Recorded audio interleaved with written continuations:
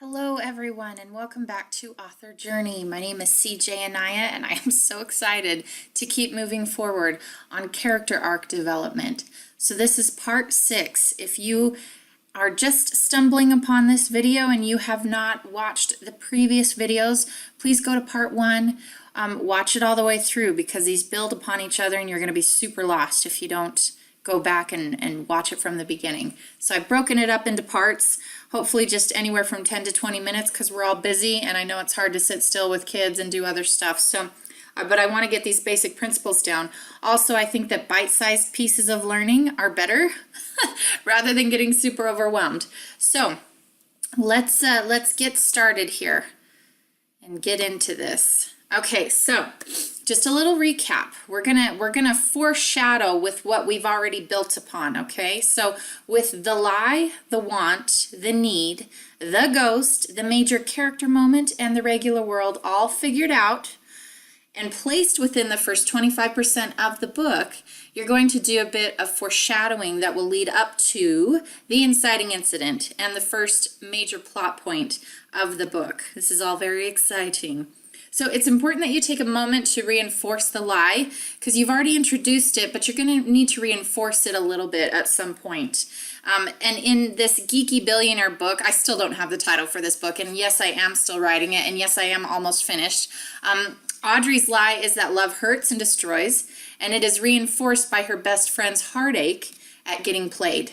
So she's sitting here, hoping against hope that her friend will not have a horrible experience in the relationship that she's in, but this heartache only further proves to her that men can't be trusted, that emotions are awful, love hurts and destroys.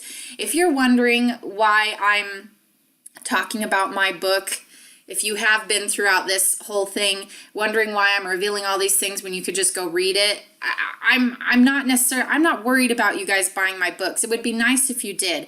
I'm sorry about the spoilers, but I hate introducing concepts without showing you how to implement them. For me, it's very difficult to learn a concept without seeing an example of how to utilize that or implement that. And so and I think that's just because sometimes it's very hard for me to grasp things and it feels very abstract. It's like, okay, great, a lie. I don't know what that is or what that means. So I want to give you these options and these ideas. I want to show you how this applies within a story so that you can implement this in yours and get some really good ideas. So I apologize for the spoilers. If you wanted to read the book, it'll still be entertaining even though you know what things are happening, but that's why I'm doing this, because I've had some people say, you're spoiling the book, you're spoiling the book. I know, and I'm sorry, but I have plenty of other books that I've written if you'd like to read those, and you can still read this and it'll be fun. But right now, it's my job to teach you how to learn that, how to do this. I've appointed you as your teacher, so hopefully you're on board with that. Okay, so Audrey's lie is that love hurts and destroys. Okay, so moving on. We've already talked about creating that important character moment. So this offers you an opportunity to foreshadow their strengths and hint at an ability to eventually grow and change. So we've talked about heroic moments and things that are going to make them likable and relatable. This shows us that they have the potential to change. Give us a little foreshadowing, little ideas of how they could change if they were given an opportunity to overcome this lie. They're not ready yet, but we see the potential that they have. So Audrey may think love destroys, but her love for her friend and her willingness and her loyalty to do things for others, it shows that she's capable of giving and receiving some level of affection, even deep level of affection, okay? There also needs to be a bit of foreshadowing as to how they can change. Just an initial idea. So Audrey is given the opportunity to help her friend seek justice. So we're getting an idea that this quest that she goes on is going to open up some opportunities and challenge this lie that she believes in. Audrey has no idea that this path is going to lead to that, but we're laying the breadcrumbs here. So there's a little bit of foreshadowing, a little bit of hinting at things to come, okay? And now we come to that inciting incident. This is that wonderful moment when life is about to change a bit. It's that turning point that sends your character into uncharted territory. So you're going to present your character with a scenario that has the potential to challenge their lie and overcome it. And it's the opportunity they have unknowingly been waiting for. something that under normal circumstances, they would absolutely refuse. They ain't gonna like it, and initially they will say no. Absolutely not. That inciting incident and no way moment hits Audrey when she goes to confront Asher about this dating guru. So before she can get anything out, he's attempting to solve his own conflict and attain his own wants by striking up a business deal with her. He's going to fund her nonprofit for the rest of his life and beyond if she will legally marry him. And this, by the way, is a very popular trope among romance, and a lot of people are like, oh, this is so unoriginal, this is so cliche. I get that. I'm not trying to reinvent the wheel here. I'm just trying to write what I know is fun for me to write, and also what I know people enjoy reading in romance, and what I know sells also. So I like to take these tropes, and I like to see what I can do with them. So that's a very fun, popular one that you can play with, and there's so many ways that you can make it your own and make it different. But this is the trope I'm using in this one. So marriage, it's the worst possible scenario, and she considers it a prison sentence. And yet here she is being offered the opportunity to get married so she can save her nonprofit. And her initial reaction is panic. Okay, so this is her no way moment. Eventually, however, she realizes she can kill two birds with one stone. Get the money for her nonprofit and start snooping around to figure out how Asher knows this dating guru, and eventually discover the guy's identity. So she's evolving a little bit.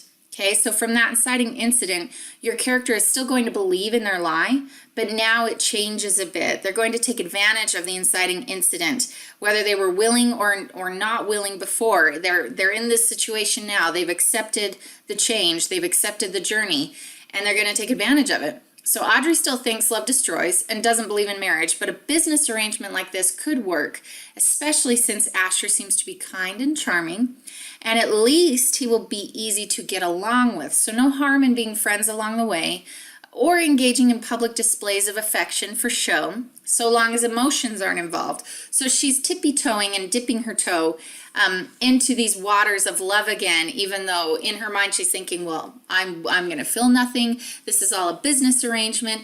But this is opening up an opportunity for her to trust someone again, and she doesn't even know it. And that's a huge plot point for romance, because a lot of romances revolve around someone getting hurt and needing to build that trust again. This is not a new concept. It's one that's used again and again and again, but it's so effective because of this lie that is so huge, and because everybody needs love and everybody needs acceptance and everybody wants that in their lives to some extent with someone. Okay, so this is very relatable for everyone, and people love to read about this.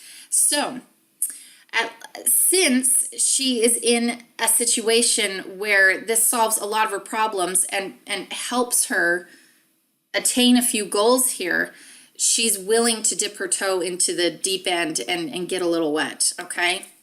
And from that point on, your character dives right in. They went from an initial no way reaction to slightly changing their viewpoint, recognizing this just might be the thing that helps them achieve their goal. So even though normally they would steer clear of this type of scenario, now they're on board. So after some serious internal debating, Audrey and Asher discuss the terms of their arrangement, and then Audrey agrees to the preposterous proposal, and boom, baby. That's your setup. That's your first 25%, okay, of the book. So when I was going through this, I was thinking, I'm encouraging them all to do a fourth of this at a time.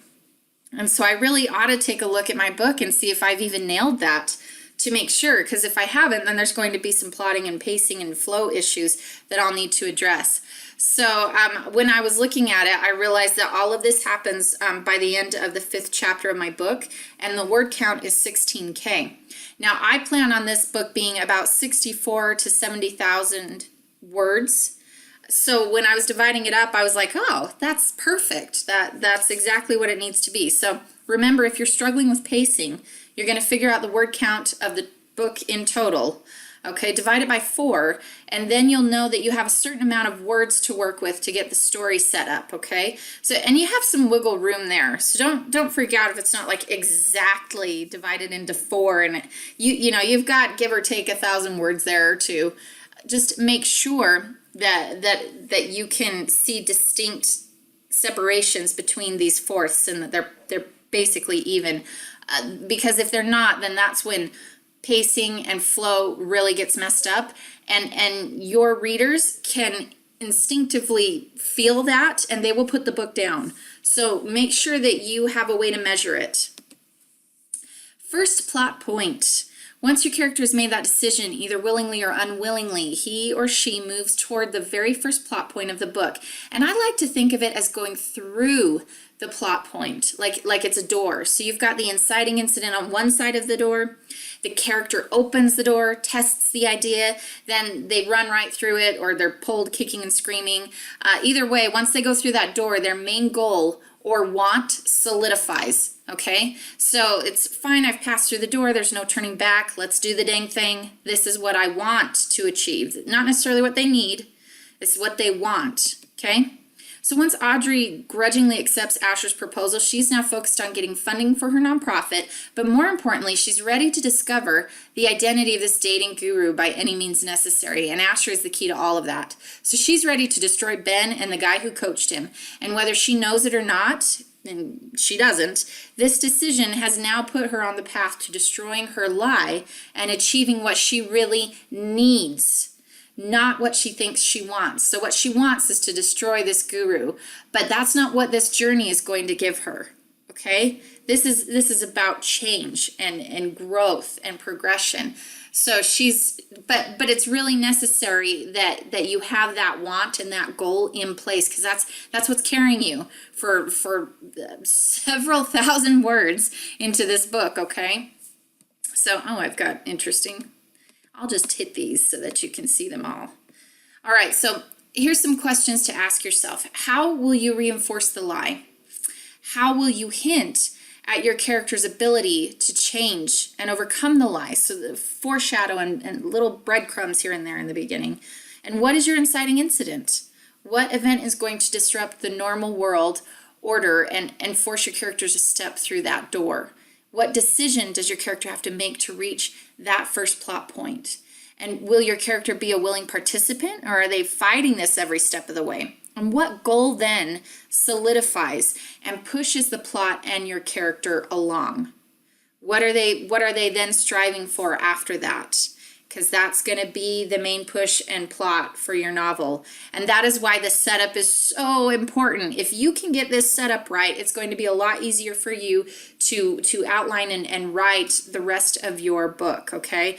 And so the first part has got to be there. So I hope that this has helped you. I'm really glad that I was able to do another video. I've been wanting to get back to this for a while. Please respond in the comments if you liked this, if you have any questions about this, if anything was unclear. Make sure to like and also subscribe if you are new to the channel. And I will be coming out with more videos to help you next week. We'll talk to you guys later. Bye-bye.